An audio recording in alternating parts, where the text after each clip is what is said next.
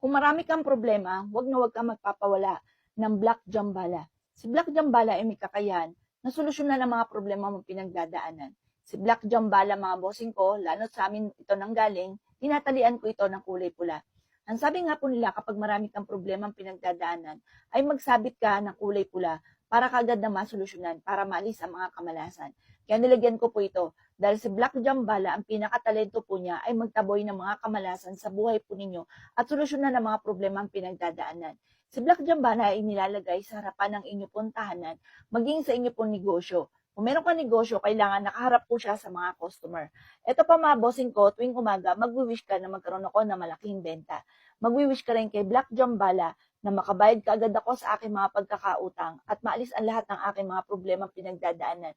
Gumaling ako sa aking karamdaman, ako at lahat ng miyembro ng pamilya, at magkaroon kami ng mahabang buhay, malayo sa anumang kapahamakan. Ganon ang pagwi-wish na walang gamit na sana, direct to the point mga bossing. At pagkatapos, tuwing umaga, ugaliin niyo po yun mga boss, babasain niyo po siya kasi gusto po ni Black Jambala mga bossing ko na lagi siyang binabasa.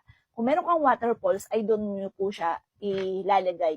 Kasi mas mainam yun na anuhan po siya ng tubig. Pero pwede na rin po ito basta nakalagay siya sa mangkok ng tubig.